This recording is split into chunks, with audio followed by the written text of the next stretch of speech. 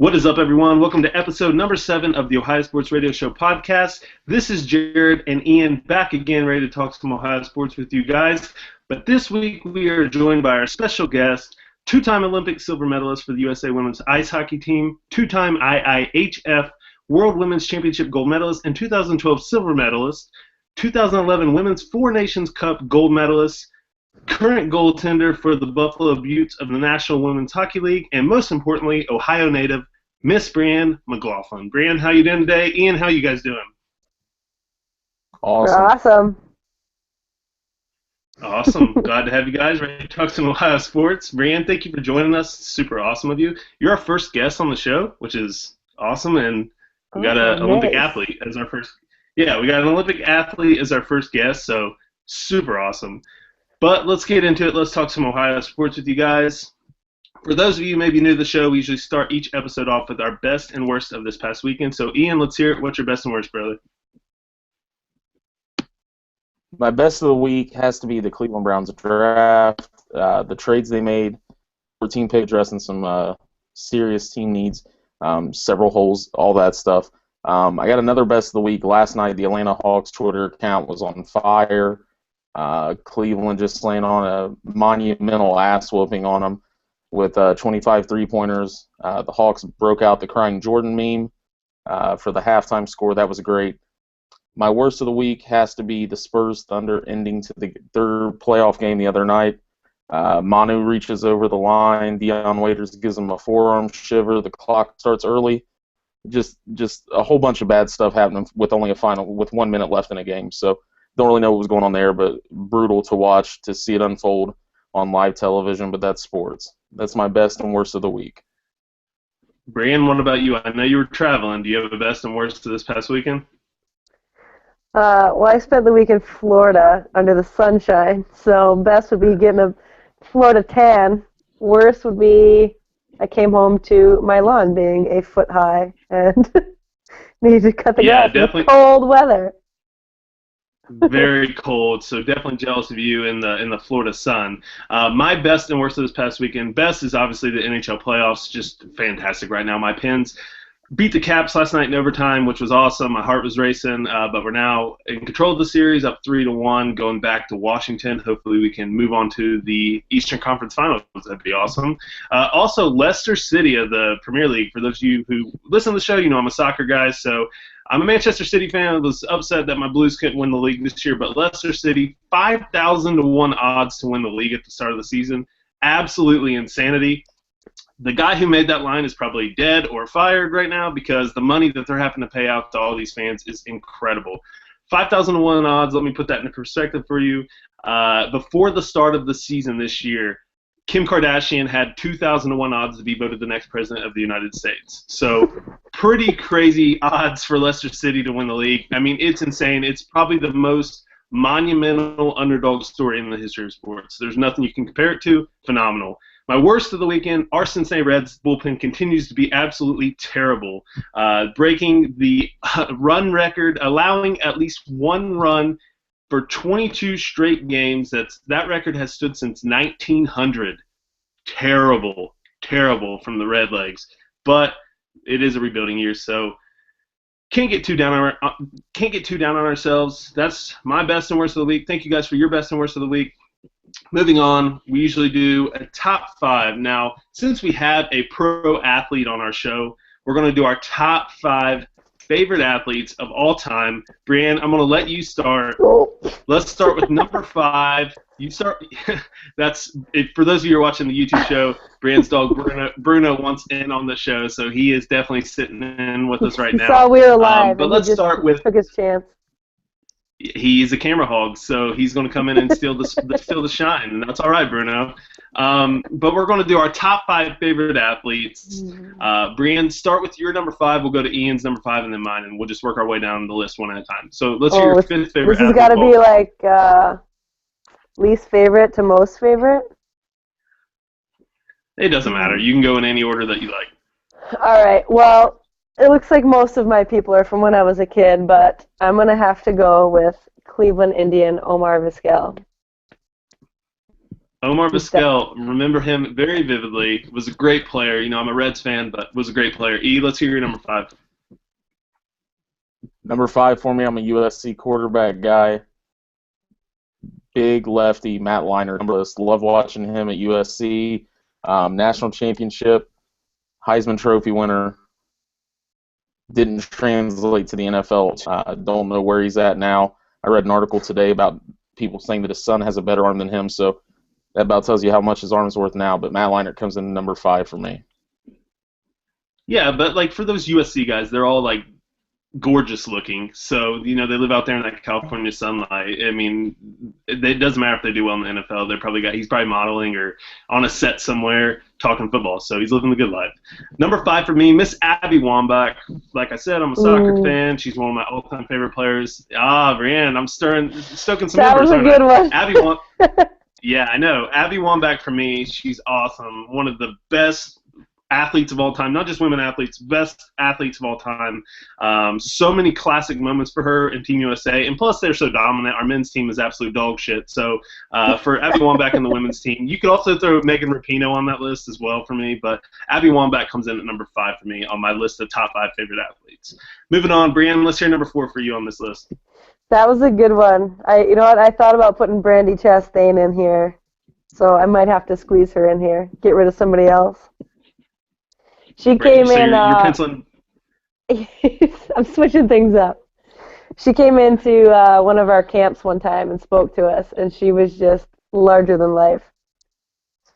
Super awesome. One of the greatest USA sports moments of all time, and you know you have your fair share of USA sports moments. So, Brandon Chastain coming in at number 4 for Miss Brianne. Ian, let's hear number 4 for you, brother. I'm going to stick with the soccer theme, and just like you said, we have nobody to look up to when it comes to the guys' team.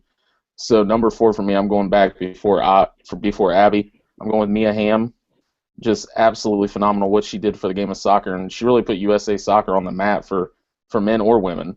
I remember growing up playing the sport, and you know, like Jared, like you said, and like I said, you know, we didn't have anybody to look up to, and you know, unfortunately, well, I shouldn't say unfortunately, that person for me was Mia Hamm. She was awesome to watch. She was just phenomenal, and she was ahead of her time in the game, and just an absolute legend.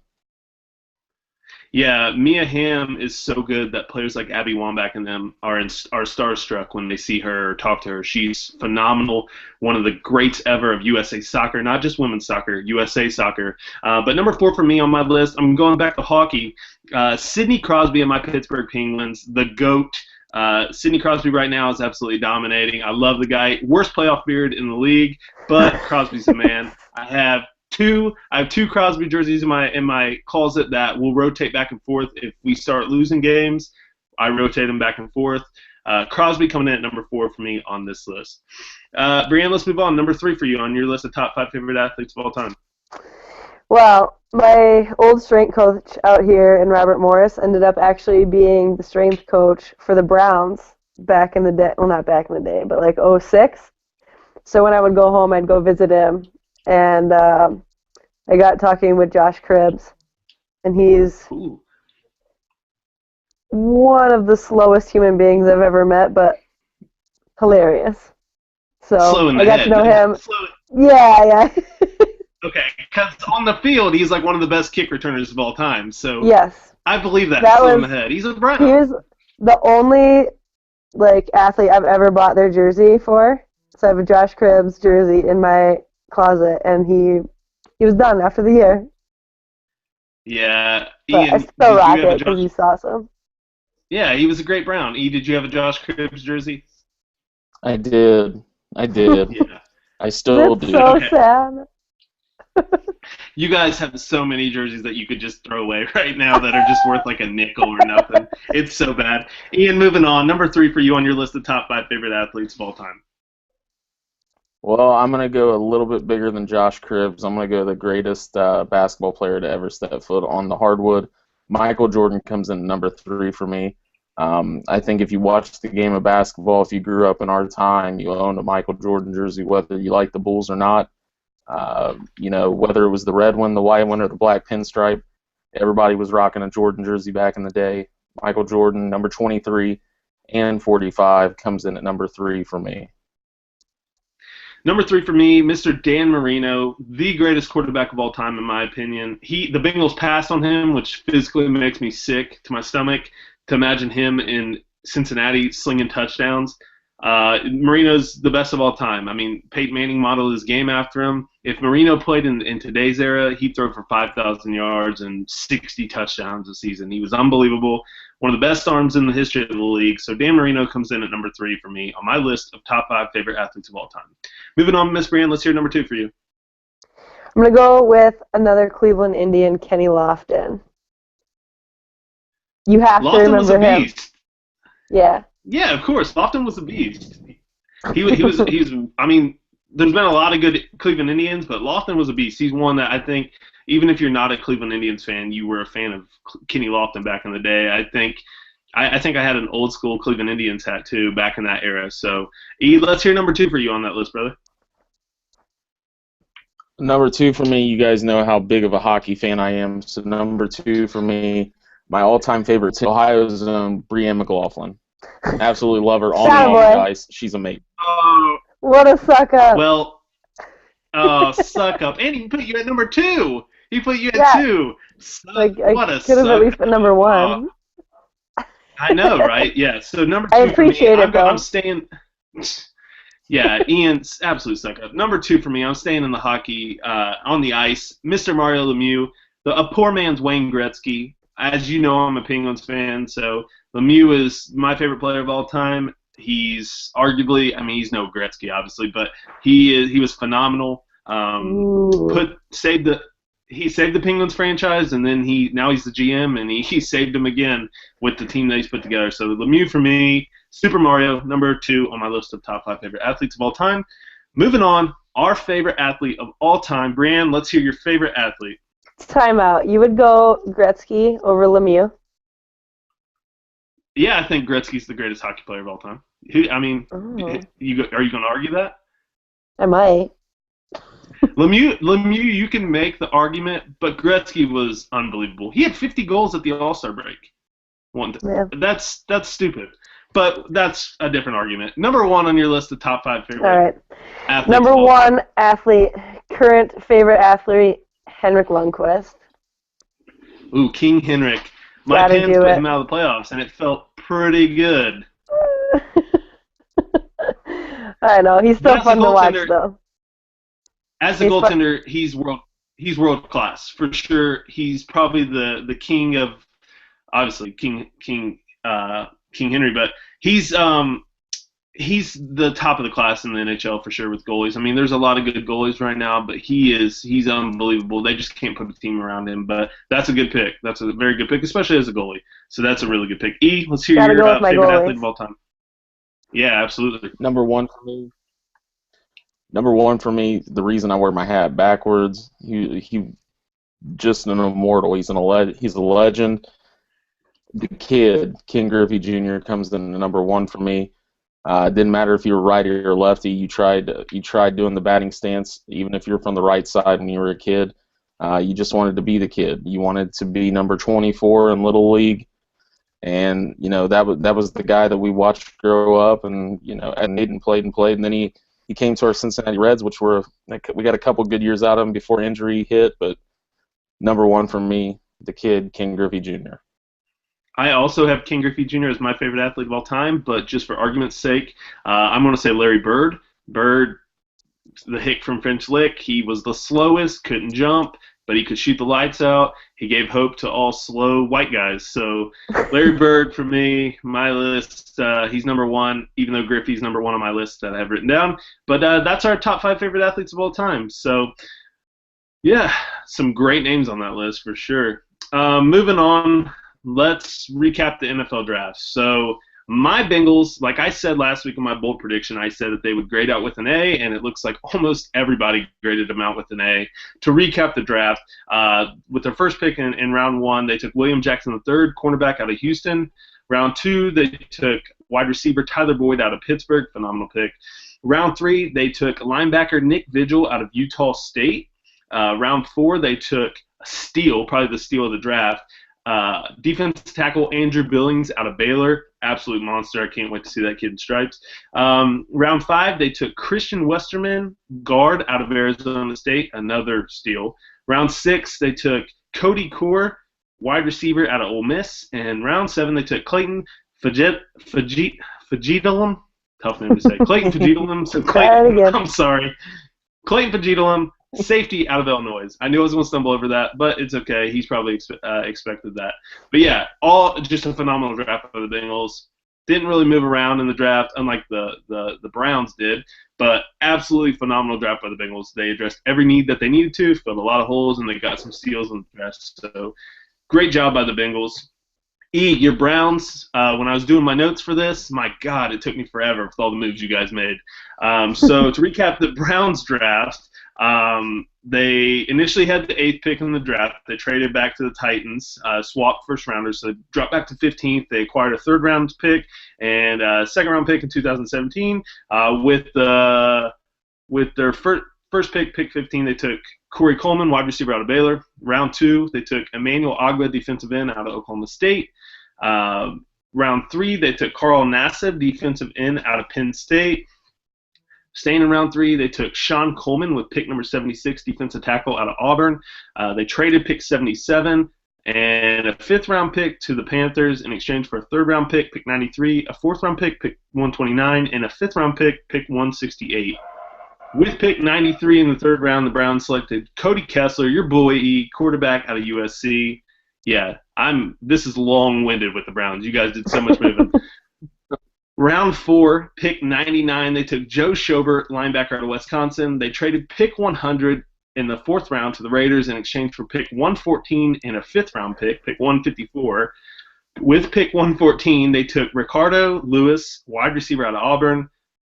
Staying in the 4th round, pick 129, they selected Derek Kindred, defensive back out of TCU. Pick 138, they took Seth DeValve, tight end out of Princeton. Moving to the 5th round, with pick 154, they took Jordan Payton, wide receiver out of UCLA. Pick 168, Spencer Drango, offensive tackle out of Baylor. Pick 172, Rashard Higgins, wide receiver out of Colorado State. Pick 173, Trey Caldwell, defensive back, Louisiana Monroe. And the final pick of the Browns draft, a steal in my opinion, pick 250, Scooby Wright, the 3rd linebacker out of Arizona. That's your boy. Whew, out of breath after that. Good work. The Cleveland Browns did phenomenal in the draft. As a Bengals fan, outsider looking in, we do the show every week, so I sympathize with Browns fans. Brianne, I know you're a diehard Browns fan, so you guys have been through hell. Typically, in the past, with that 2 pick, you guys wouldn't have traded out of that spot. You guys would have drafted a quarterback. You would have ruined that quarterback because he wouldn't have any weapons around him. Hugh Jackson, my boy, leaves my Bengals. He's seen a draft war room be successful. My Bengals. He moves to you guys, does the same thing. First year with the team, he absolutely hits a home run out of the park. Ian, what'd you think of the draft? I loved every minute of it, man. Right now with Gordon, all we have as far as targets go is big play Gary Barnidge at tight end. Drafting 4 wide receivers in Coleman, Lewis, Higgins, and Payton. They addressed team needs right there. They took 4 Higgins and Payton, all-time receptions leader at their schools, Payton at UCLA, Higgins at Colorado State. Ogbah taking him at 32. That's a lot of speed coming off the defensive end spot. Great pick at 32. Didn't see them addressing that. I saw them going with pass rush, but I didn't think they were going to go with Cody Kessler waiting around to the 4th round. I can tell you the Emmanuel Ogbah pick, if you remember on our mock draft that we did last week, I had him going to Cincinnati, and I would have been ecstatic with that pick because the kid's a freak. So, hell of a pick by you guys. Sorry, I didn't mean to interrupt. No, all good. No, it's all good. No, I like the Ogbah. Taking Nassib also, defensive end. Nassib's a great story. Went from walk-on to Big Ten Defensive Player of the Year at Penn State. You can ask any Big Ten quarterback, what they think about Carl Nassib, and they're going to cringe. Taking my boy Cody Kessler in the 4th round at quarterback. Browns were going to go quarterback, just didn't know when. I'm glad they didn't take Connor Cook. I've kept a close eye on him at USC throughout his career.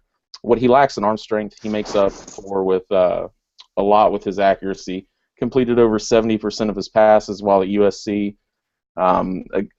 He's smart between the ears too. I mean, you couldn't ask more for a quarterback.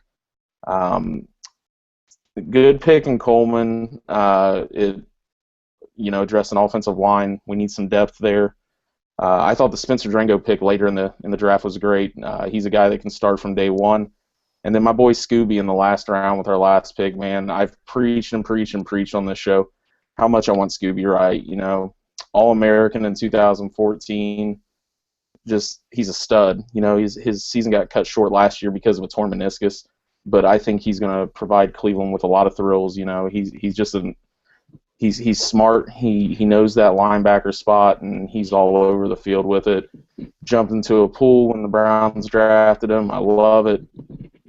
Been retweeting me. He's my boy. I'm getting me a Scooby jersey this year. I think we may have lost Ian. Uh-oh.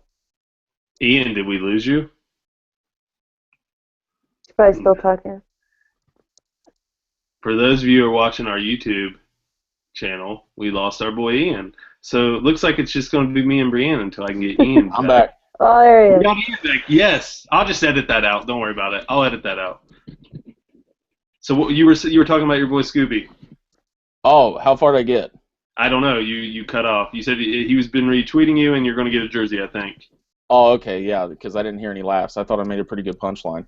No, I like to laugh at my own jokes, Brianne, so thanks for laughing with me.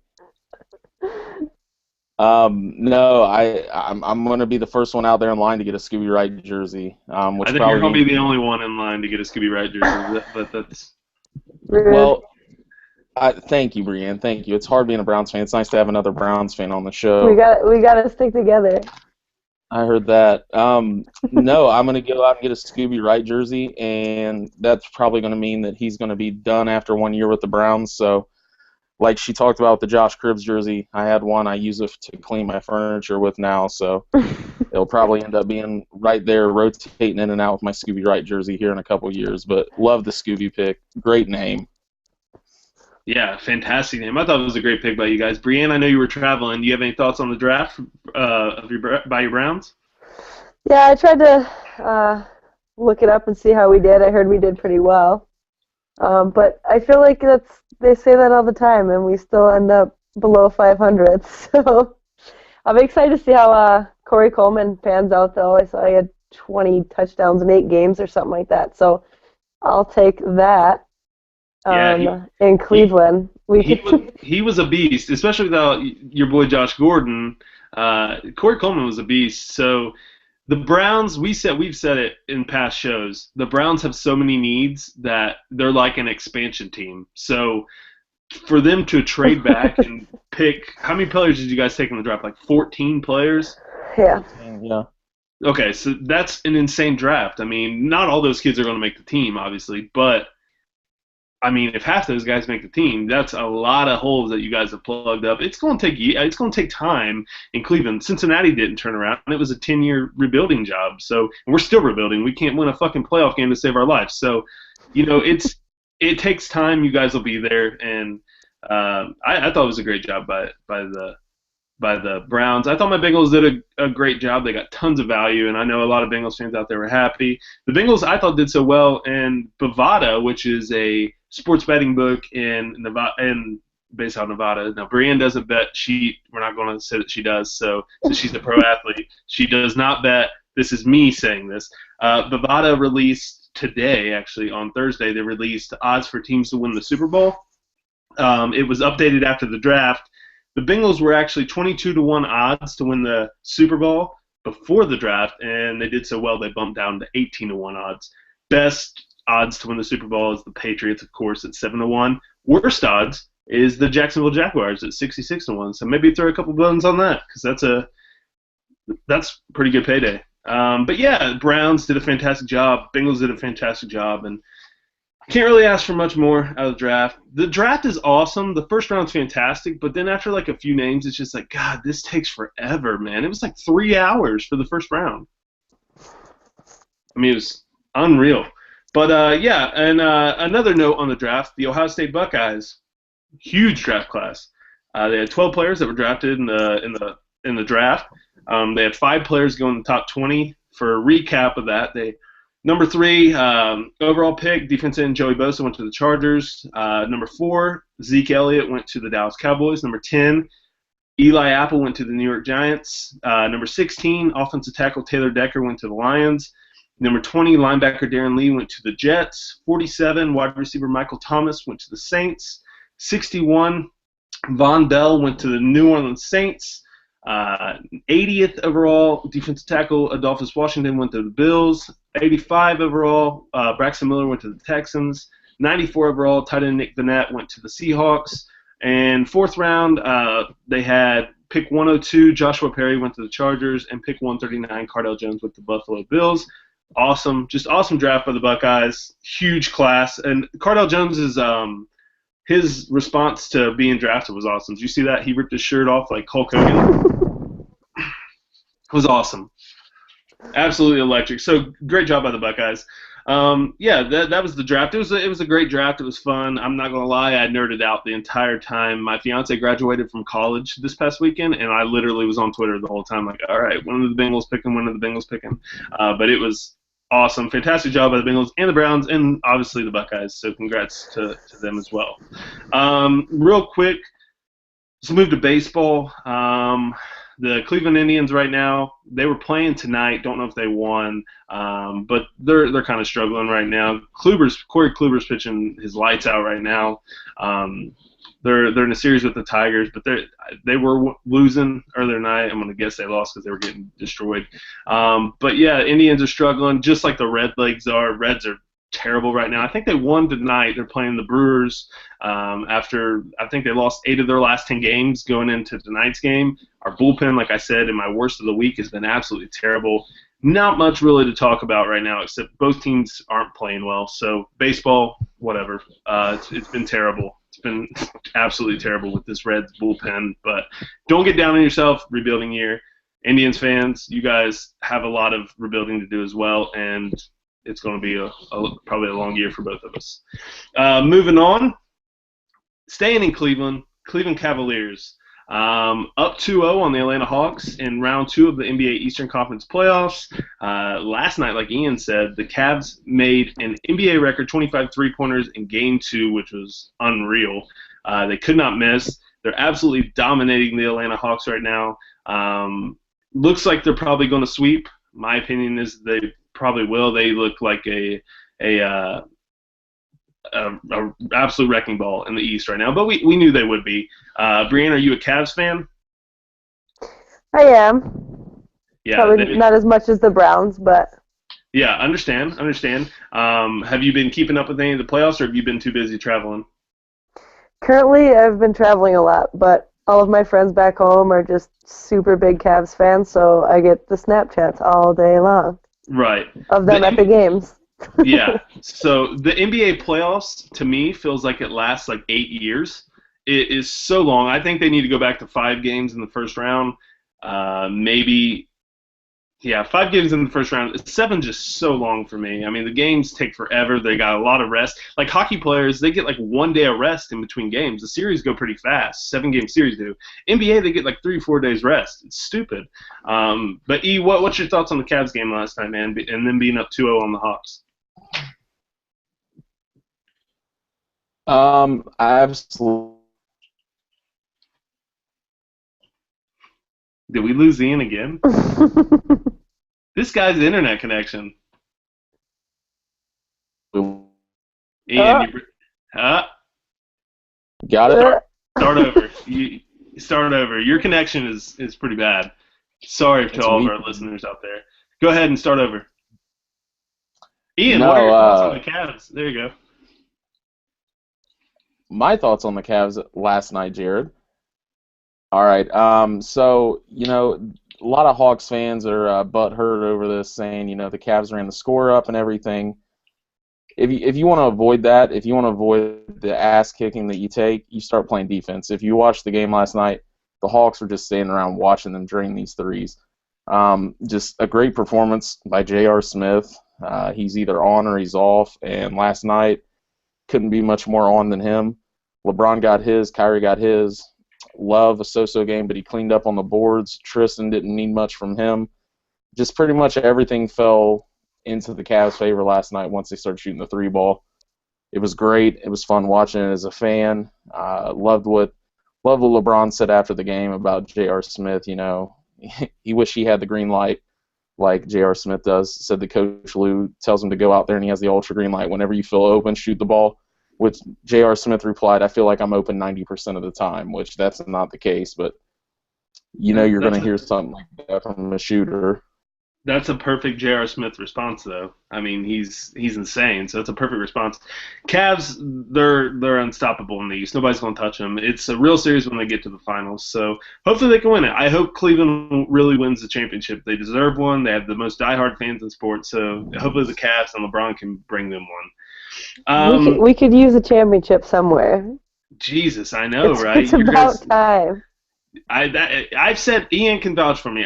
Even though I'm a Cincinnati sports fan, I've said over and over and over on this show that Cleveland sports fans are the most diehard, loyal fans in the history of sports. You guys are constantly drugged through the mud, and year after year you get the shit beat out of you. They rip your soul out, and you guys still go to games and sell out football games. So, you know, hopefully the Cavs can bring the city one. I don't know.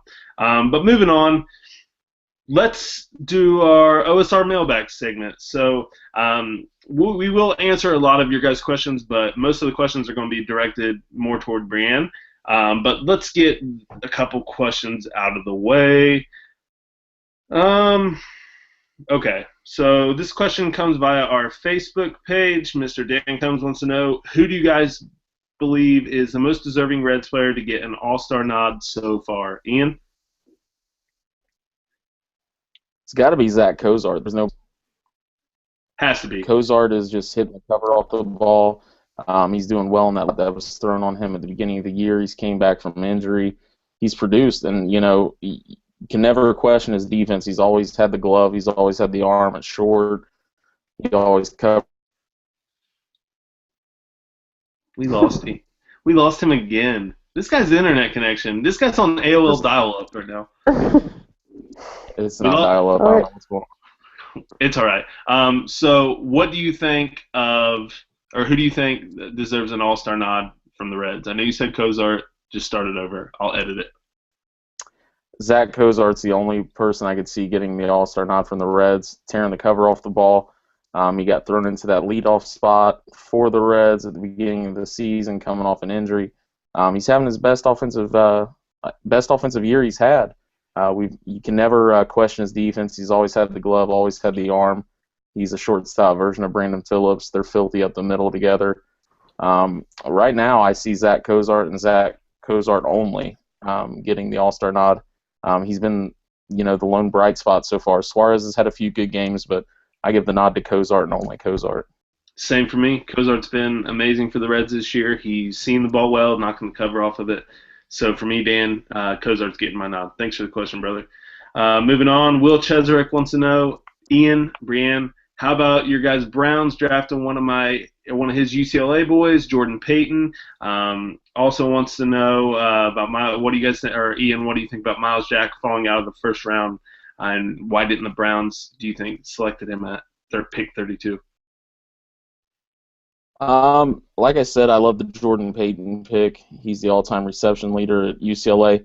You throw a ball up to him, he's going to catch it. He's a great possession receiver.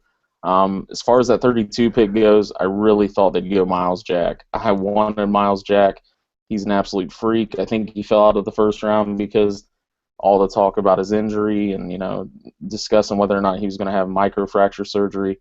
The dude can ball. The dude's an absolute stud. He's athletic beyond belief. I would have loved to have seen the Browns take him and him wear orange and brown for us for many years to come. But that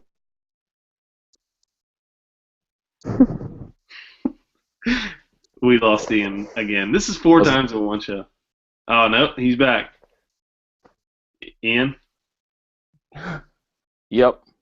Oh. Well, so you like the pick. You like the pick. It's all right. All right, so Good answer. Thank you, Will. We appreciate that. Okay, so moving on, these are going to be questions for Brianne now. So, Miss Brianne, um, Dean Lanier via our Facebook page wants to know what led you to choose hockey growing up to play, and did you play any other sports growing up? Well, I have a brother who's 2.5 years older, and he played. So he was always out in the driveway, like shooting pucks at the garage. And he was always breaking the windows. So my dad got pissed and told him to stop breaking the windows. So he put his little sister in front of the garage so he didn't break any windows. So that's how I got to be a goalie. We both of us played everything growing up, baseball. I tried to play football. My dad said no. That was the only thing he ever said no to. But volleyball was my second favorite. If I didn't play college hockey, I probably would have went the volleyball route. Okay, and so you are from Sheffield, Ohio. Where's that exactly? That's kind of like right up by the lake to the west, by Okay. Lorraine-ish. But I grew up in Elyria. Okay. Yeah, I actually know where that's at. I actually had a basketball scholarship to Mount Union, so it's kind of up there if you know where that's at in Alliance, Ohio. Hmm. Okay. So yeah, we're from around Cincinnati, so in Cincinnati Dayton area, so way south of you. But that's awesome.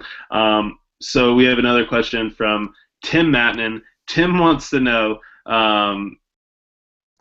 He wants to know or he wants to know your thoughts on his save. He dislocated his shoulder making a glove save. He said it was a pretty sick save. Have you ever gotten hurt like that making a save? Sounds like a pretty good windmill. I don't know. I don't know if I've ever hurt my arm catching a puck, but more hip issues, groin, stuff like that. I get hit in the collarbone sometimes. Do you wear a Couple. neck guard? I don't. Like you could. I don't know. They're so tight, and then like those Yeah, dangly things. Those are. I don't know. they, they Kind of look make fun of stupid. those. So yeah. They they look really stupid for sure. Um, So I should probably wear so something, but so it's my own yeah, fault, so is what I'm saying. yeah, man, taking a puck to the neck would be awful. Jeez Louise. So they say you have to be a little crazy to be a goalie, especially as people are hammering pucks at you and chopping away at you all the time and trying to get cheap shots on you all the time. So how long have you been playing hockey, and what's the craziest injury you've ever gotten in hockey? How long? I started playing when I was like 4 or 5. I'm now 28, so I've been playing forever. My craziest, I don't really have any crazy injuries. I actually was pretty good my whole entire career, make bumps and bruises. And then 2014 Olympics, a couple months before the games, I pulled my groin and I was out pretty much for the entire season. Oh, that So sucks. bad timing. So, coming from two people who will obviously never be Olympic athletes, well, I mean, I'm not gonna say never. You know, the crazier shit has happened, but odds are we probably, if you're gonna bet on us, it's probably higher odds than Leicester City winning the Premier League that we would become Olympic athletes. So, can you like walk us through what it's like for like a common man, woman? What is it like to be an Olympic athlete? I mean, I can imagine like the training regimen, all the things, the press things you guys have to do leading up to it, and like playing. You were in Sochi, right? Yeah. Okay, so like playing there. I mean, like what is that like? Just like, can you give us an insider view of that? That was like 5 different questions. Yeah, yeah. So like we're just trying to kill time. So Well, the training regimen is it's actually pretty similar to a college schedule. So we'd get up and some days we'd work out first, some days we'd be on the ice first, but anywhere from an hour to 2 hours on the ice, and then 2 hours ish in the gym, and then treatment and everything else. So it was pretty much a full-time job, Olympic year, but it's fun. It's playing hockey, so it isn't right. not like a real job. Um, I think more like training up into the Olympics is more strenuous because we're not together all the time. We always come together for a week or two, maybe 5 times a year. So when we're not together, we're just on our own back home. So I'm in Pittsburgh, and I've been just training by myself every single day, getting ready for the Olympics. But I'm done with that. I'm still playing with the Buttes. This past season, my husband coaches the women's team here at Robert Morris, so I'm able to practice with the girls whenever I want. And then the men's team, their goalie got injured during the year, so I got the call up to the men's team. So I was practicing twice a day, every day for like 3 or 4 months. Jesus. So Brianne, you were in the Vancouver games too, right? Mhm. Now I know you said you had an injury leading up to Sochi. Was there a change like in the way you approached preparing for both games, or is there any change like what you experienced in 2010? Did you do anything different leading up to 2014? Well, 2010 I came right out of college, so I had never been a part of the national team before that. So I came right out of college, and my first year with the national team, I got to go to the Olympics. So I kind of missed that whole preparation that everybody else was doing, getting ready, which is kind of cool for me. I just basically showed up for the party. But that was my rookie year. I knew I wasn't going to play or anything. Just along for the ride and enjoying everything. And the actual Olympics were just sick. They're right in the city, so we got like the water there and the mountains, and we got to go to all the different events. The next one, 2014, we had a different coaching staff, and they were a little more serious. Kind of no going to events, no fun. Don't see your family. Plus, it's Russia. Russia is freezing. Like, who wants to like? I don't know much about Russia, but I know it's cold and they drink vodka. Like, that's all I know. Actually, Sochi, where we were, was very warm. Really? So we thought the same thing. You think of Russia and you think of like the winter hats and everything. And we got there and there was palm trees. What? And yeah, we were right. We're in a spin zone right now because I'm picturing like the tundra. Like I'm picturing like just you can't see in front. Yeah, this is a spin zone right here. This isn't right. So you're telling us history is lying, basically. That's what I'm telling you. Yeah. Okay. So I have a question for you. Do you have a sign in your hometown that says like hometown of Brianne McLaughlin? Or I do. Yeah, okay. So, and also in your hometown, do you have to buy a drink at all, or do you just flash your silver medals and gold medals? Yeah, those medals have been around the ringer a little bit. I could. Okay, so when you won your first silver medal, did you like just go around wearing it all the time? Like, I don't pay for groceries at Kroger because I. Not all the time, but when I came back, all my friends would like to take them to the bars because we would pay for nothing. So they've been around Cleveland and Pittsburgh. So how heavy are the medals? Like, how awesome is it? Do you just like walk around? Are they in a case or something at your house, or hanging up, or do you just have them like laying out? They gave them to us in a case, but when you're traveling around with them, it's bulky. So I actually just have them in a sock so they don't get stretched up. And okay, so half the time I don't know where they are.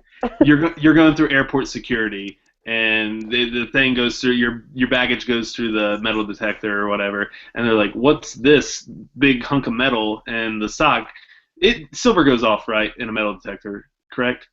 Yeah. Okay, cool. So do you just like, it's just a Olympic silver medal. It's not a big deal. Well, like 90% of TSA people I hate their life, and they're so grumpy. True. So they go through and they're like, "Is this your bag?" I'm like, "Yeah, it's my bag." And like, you can't have this in here, and they pull it out, and it's an Olympic medal, and then all of a sudden they're so nice. Yeah, of course, because they're like, "Oh, cool! What do you do?" I'm like, "Yeah, now you're nice to me."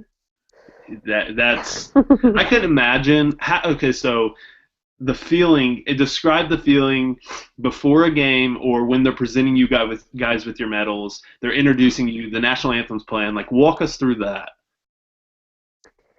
Well, we lost in both the 2010 and 2014, so we got to stand there with our dreams crushed listening to the Canadian national anthem. I'm sorry to bring that back up. So, yeah, you're a jerk. But no, for World Championships, we've been able to do that, and it's one of the coolest things in the entire world. Even just putting the jersey on, let alone to then win, have the medal around your neck, and everybody's huddling up, singing the national anthem, and definitely one of my favorite memories of being on the national team for sure. Did you shed a tear at all? That's like how I feel when I get dressed every morning. It was going to be such a good question. I just know it was. And it froze on him. He's going to come back. Here he is. All right, go ahead. Ask the question. No, it wasn't a question. I just said that's how I feel every morning when I get dressed. You know, I play the national anthem before I get up, and I get ready for my day. I mean, I don't receive a medal for it, but it's like a participation you should. every morning. One thing for me, I'm not an emotional guy at all.